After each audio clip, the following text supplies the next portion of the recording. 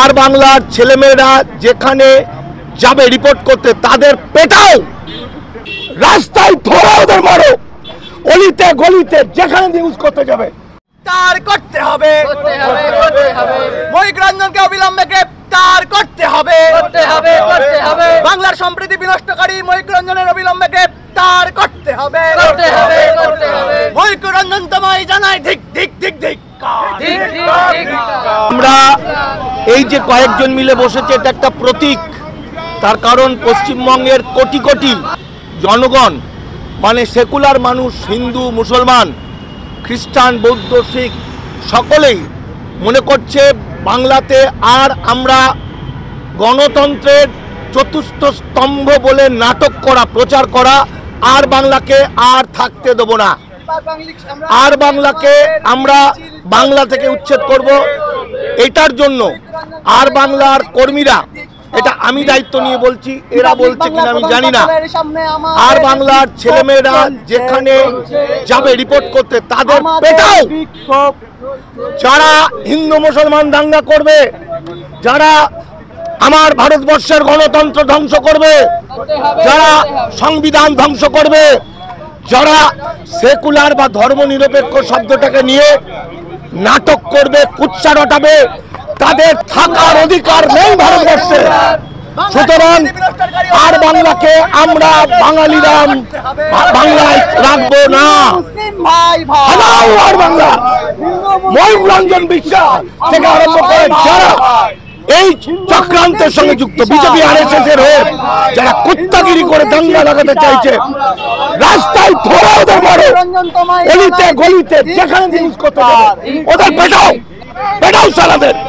বাংলায় এবং ভারতবর্ষে সাম্প্রদায়িক দাঙ্গা যারা সরাবে, আজকে আমার শান্তির বাংলা, সেই বাংলাটাকে আজকে হিন্দু মুসলমান বিভাজন করেছে, এদের থাকার কোনো অধিকার নেই।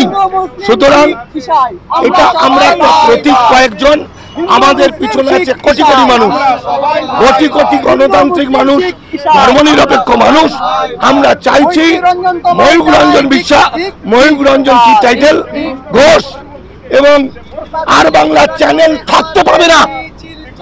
ওই অর্ণব গোস্বামী বাংলায় ঢোকা বন্ধ, বাংলায় ঢোকা যাবে না, ওদের আমরা মেরে শেষ করে দেবো। অলিতে গলিতে পাড়ায় গ্রামে গঞ্জে যেখানে আর বাংলা যাবে সেখানে তারা করো, ইট নিয়ে তারা করো, এটাও মারো, তা না হলে ওরা দাঙ্গা লাগিয়ে দেবে। আমার শান্তির বাংলাকে ওরা হিন্দু মুসলমান বিভাজন করে শেষ করে দেবে।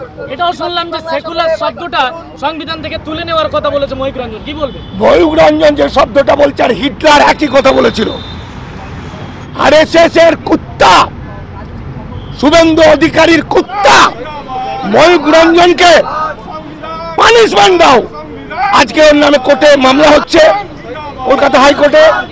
ও 71 এর পরে আসা অবৈধ অনুপ্রবেশকারী, এবং আপনাদের মধ্যে থেকে এই চ্যানেলের মাধ্যমে আমি বলছি, এরা বেশিরভাগ অবৈধ 71-এর পরে আসা মানুষগুলোকে মাথা চিবিয়ে খেয়ে তারা দাঙ্গা লাগাতে চাইছে।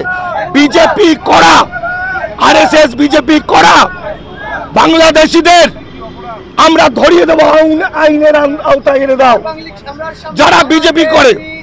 এবং বাংলাদেশি মাল ময়ূকের মতো আমি মামলা করেছিলাম, সে মামলার রায় বলছে, এবং ইমিগ্রেশন অ্যান্ড ফরেনার্স অ্যাক্ট, এই দুটোতে যে যেখানে পারবেন ওদের নাম ঠিকানা যোগাযোগ করুন, করে ওদের মামলা করুন, ওদেরকে আমরা নদী পার করে দিই।